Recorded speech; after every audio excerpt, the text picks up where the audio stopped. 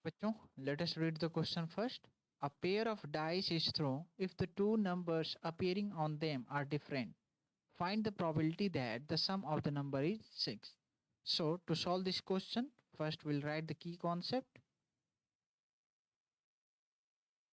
Here, the key concept is that to calculate the probability. How we calculate the probability?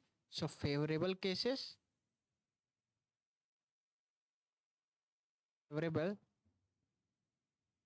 favorable cases divided by the total number of cases, or we can say the total number of outcome. Okay, outcome. So this will be the formula by which we'll calculate the probability. Okay, so now we need to understand the one thing is that it is given the two dice are thrown. It means how many sample spaces will be there. So छः होंगे तो sample space कितने हो गए? 6 एक पे और 6 दूसरे पे, तो क्या हो जाएंगे? 6 स्क्वायर हो जाएंगे। सैंपल स्पेसेस कैलकुलेट कर सकते हैं, ये कितनी होंगी? 36 हो जाएंगे। अब ये क्या बोल रहा है कि दो डाइस पे अलग अलग नंबर अपीयर हो। इसका मतलब इस 36 में वो सभी नंबर हैं जिसमें क्या होगा, जो सेम सेम शो कर रहा होगा। मान लीजिए, तो हम इसको लिखेंगे the simple simple spaces spaces when the different number when the different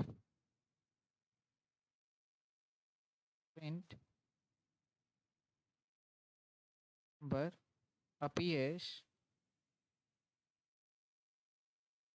in two dice। तो हम कैसे कैलकुलेट करेंगे? तो टोटल नंबर ऑफ जितना सैंपल स्पेसेस है, ये total number of sample spaces था, इसमें से क्या माइनस कर देंगे? तो 6 केस माइनस कर देंगे। Total number of sample spaces में से कौन से केस माइनस करेंगे? तो 6 केसेस माइनस करेंगे। कब? जब वन वन अपीयर हो जाए, एक डाइस पे वन अपीयर हो जाए, दूसरे पे भी वन हो जाए। और कौन सा केस? दो दो अपीयर हो जाए। और क्या क्या अपीयर हो जाए? तीन तीन भी हो सकता है, चार चार भी हो सकता है, और पांच पांच भी अपीयर हो सकता है। और क्या हो सकता है? छः छः केस भी अपीयर हो सकता है।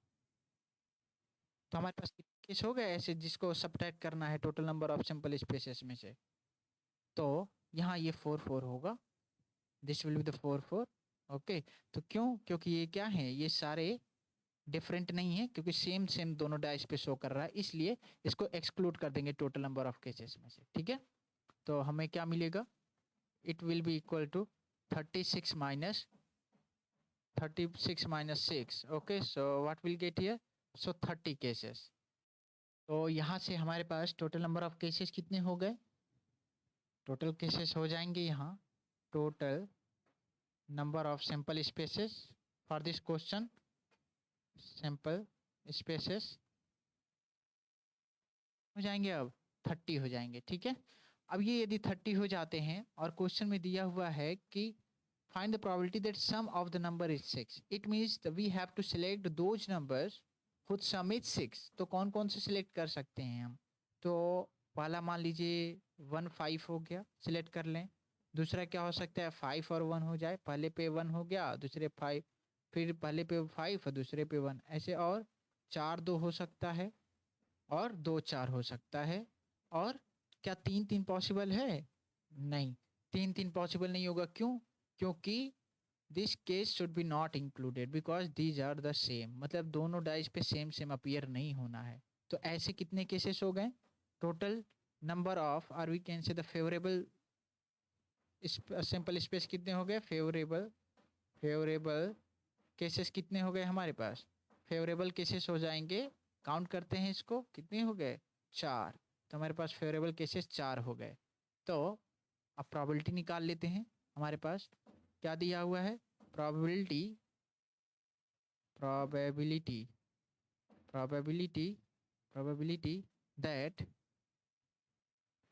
सम of number is 6 can be calculated as the formula that we have written previously. जो ये फार्मूला लिखा हूँ, favourable cases total number of outcomes, तो फेवरेबल केसेस कितने हैं, 4 हैं, और total number of simple spaces कितने हो जाएंगे क्वेश्चन के लिए, 30 हो जाएंगे, क्योंकि 6 माइनस कर देने के बाद।